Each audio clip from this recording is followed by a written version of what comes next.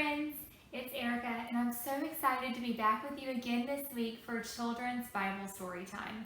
Thank you so much to everyone who joined me last week. I hope that you had as much fun as I did, and I hope that you learned something too. This week we have two brand new stories that we're going to read together. The first one was written by a very special friend of mine and Jason's, and his name is Michael Whitworth. Some of you moms and dads probably remember Michael. He came and he visited us at Upland last year. He's coming back this fall. So we're going to start with his book, and it's called Judah and the Walls of Jericho. It's written by Michael Whitworth and illustrated by Jason Hutton. And it's all about this little boy named Judah and what he must have seen in Jericho.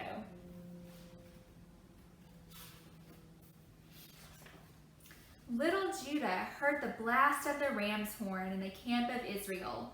Brrr! It was time to line up for battle. See, there's little Judah, and there they are blowing their ram's horns.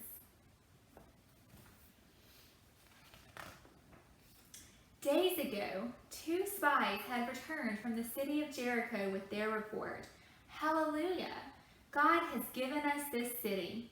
The people are afraid because we have faith that God is with us. So there they are, they've returned to give their report.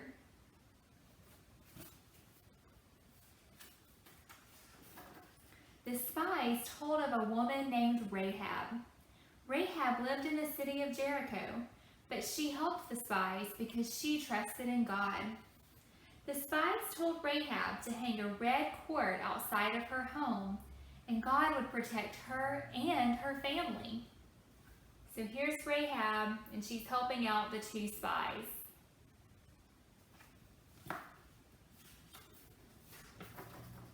A few days after the spies returned, the nation of Israel had crossed the Jordan River on dry ground.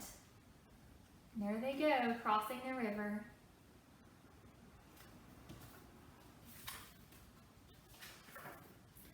Judah remembered the amazing sight. Judah knew that Israel's God was powerful. Judah trusted God. See, there's Judah.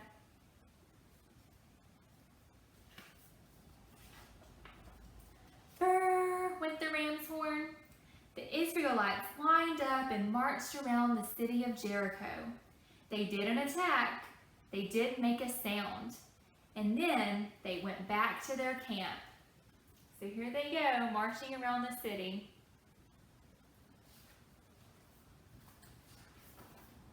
For a total of 6 days, Judah lined up with his family to march around the city one time. Stomp, stomp, stomp, stomp. But the soldiers never attacked. They didn't make a sound except for the ram's horn. Brrr! So there's the city.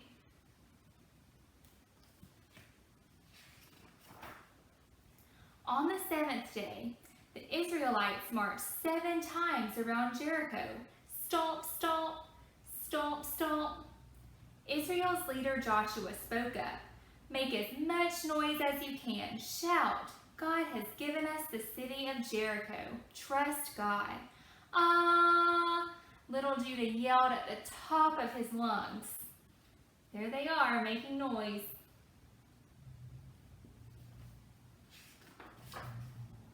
Kersplat! The walls of the city of Jericho fell flat, just like God said they would.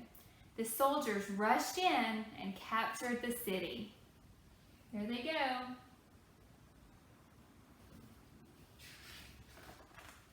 The spies found Rahab and her family. God had kept them safe just as he had promised. Hallelujah. There they are with Rahab and her family. God had given Jericho to his people because they had faith. Rahab had been saved because of her faith. Israel was victorious because of their faith. Little Judah trusted God. He knew he would never forget that day. And there they are. the end of our first story, Judah and the walls of Jericho. Our second story that we're going to read today is about Jesus calming the storm, and it comes from the Beginner's Bible. So we're going to read about Jesus calming the storm. Have you heard this story before? I think it's a really important story for us to remember, right? So let's read about it. Jesus calms the storm. Jesus and his disciples got into a boat.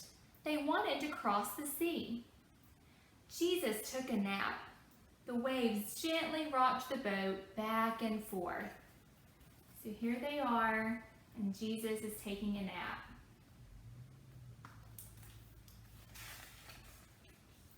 Suddenly, a great storm came up. Waves splashed over the boat. Winds whipped around the disciples. They woke Jesus up and shouted, "The boat is sinking. Don't you care?" So you can see here they're scared, and then they wake up Jesus. Jesus asked, "Why are you so afraid? Don't you have any faith at all?" Then Jesus told the storm to stop. Right away, it was calm. The disciples were amazed. They said to each other, "Who is this man, Jesus? Even the wind and the waves obey him." See, he's told the wind and the waves to stop, and now they've all stopped.